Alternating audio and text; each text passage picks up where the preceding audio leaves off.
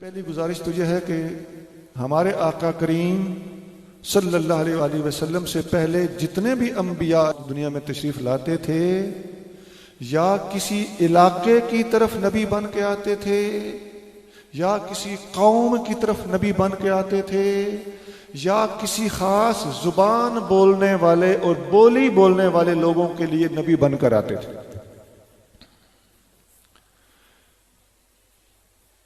جیسے آپ جانتے ہیں بنی اسرائیل ایک قوم ہے، ایک خانوادہ ہے. ان کی طرف جتنے انبیاء آئے ہیں وہ بنی اسرائیل کے انبیاء تھے، وہ اس مخصوص قوم کے انبیاء تھے. وہ ہر علاقے کے نبی بھی نہیں تھے اور ہر زبان کے نبی بھی نہیں تھے، محض مخصوص طور پر بنی اسرائیل کے نبی ہوتے تھے. ہمارے آقا صلی اللہ علیہ وآلہ وسلم کو جب اللہ کریم نے پوری دنیا کا نبی بنا کے بھیجنے کا اہتمام فرمایا تو آقا کے تشریف لانے سے پہلے آقا کے بھیجنے کے لیے ایک مخصوص جگہ کا انتخاب فرمایا کہ جس ہستی نے پوری دنیا کا نبی بننا ہے اس کو کسی ایسی جگہ پر کھڑا کیا جائے جو دنیا کے سینٹر میں اس طریقے سے واقع ہوتی ہو کہ آخری نبی اور پوری دنیا کے نبی کی آواز جب وہ دنیا کے سینٹر میں کھڑا ہو کے پکارے تو اس کی آواز پوری زمین کے چار دانگ میں ایک ہی سپیڈ کے ساتھ پھیل سکے. اس لیے اللہ تعالیٰ نے اپنے محبوب کو جس جگہ پہ بھیجا ہے وہ پوری دنیا کا سینٹر ہے. پوری دنیا کے سینٹر میں حضور کا بھیجے جانا حضور کے پوری دنیا کا نبی ہونے کا بھی ثبوت ہے، حضور کے آخری نبی ہونے کا بھی ثبوت ہے. اب یہ تو میں نے ایک دعویٰ کر دیا کہ حضور پوری دنیا کے سینٹر میں پیدا ہوئے ہیں یا کھڑے ہوئے ہیں یا نبوت کا اعلان فرمایا ہے. اس کا ثبوت کیا ہے؟ ثبوت سنیے. سب سے پہلی بات تو یہ ہے کہ جس شہر میں آقا کریم صلی اللہ علیہ وآلہ وسلم پیدا ہوئے ہیں اس شہر کا نام ہے مکہ. اور مکہ عربی زبان کا لفظ ہے، باقاعدہ اس کا معنی ہوتا ہے.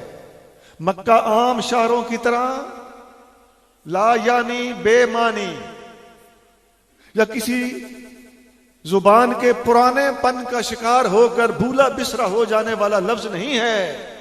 آج بھی عربی زبان کے اندر یہ لفظ مستعمل ہے اور اس کا گرامیٹیکل معنی موجود ہے. ہمیں لاہور کا معنی نہیں آتا، اس کا پس منظر ہمیں کچھ پتہ نہیں. ہمیں پشاور کا معنی نہیں آتا، ہمیں کوئٹہ کا معنی نہیں آتا، ہمیں ملتان کا معنی نہیں ہوتا، ہمیں مڑ بلوچاں کا معنی نہیں آتا.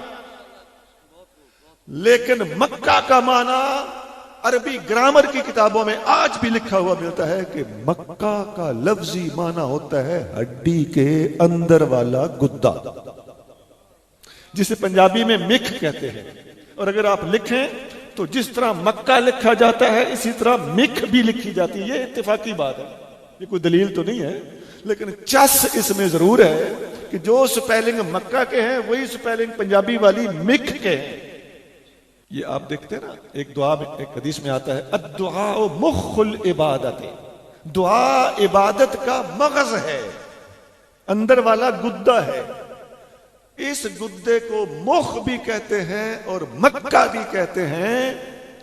جو ہڈی کے وسط کے اندر گدا ہوتا ہے دراصل اس کو مکہ کہا جاتا ہے. اب مکہ کو مکہ کیوں کہا گیا؟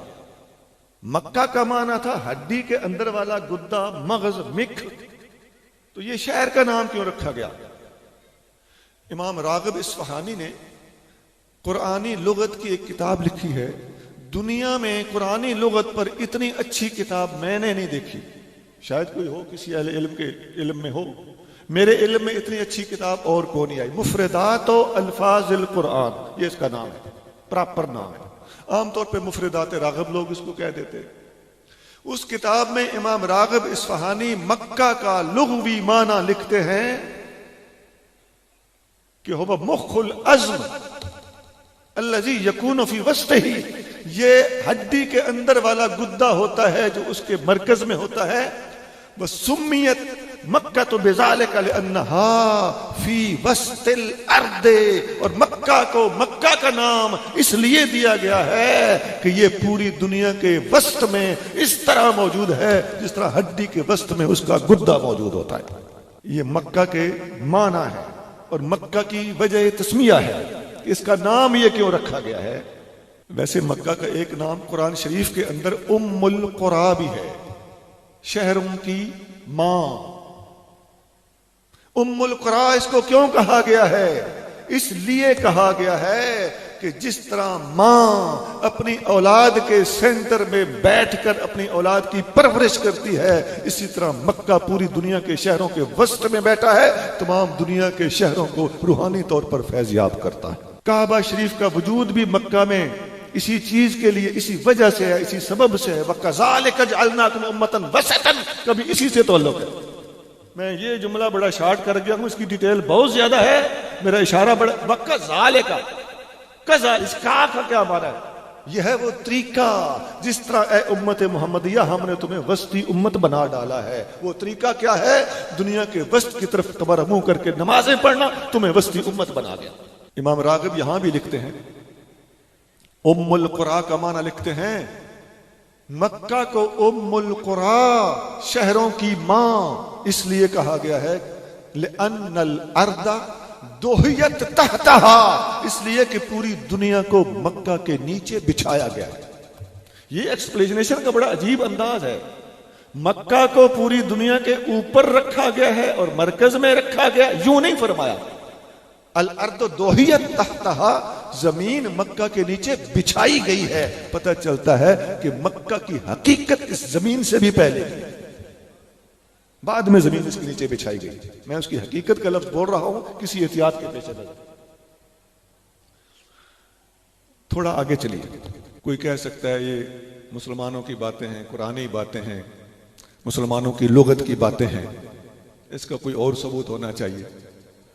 تورات کے اندر ایک جگہ پر جہاں مکہ کا ذکر ہے، یہ ایک ٹریجڈی ہے، افسوسناک بات ہے کہ تورات، زبور، انجیل کے مترجمین، ترجمہ کرنے والوں نے اس کے اندر جہاں شہروں کے نام آئے ہیں، جہاں شخصیات کے نام آئے ہیں، پراپر ناؤن آیا ہے، اس میں علم آیا ہے، انہوں نے شہروں اور شخصیات کے ناموں کے بھی ترجمے کر دیے تاکہ حقیقت کو ترجموں کے پردے میں چھپایا جا سکے۔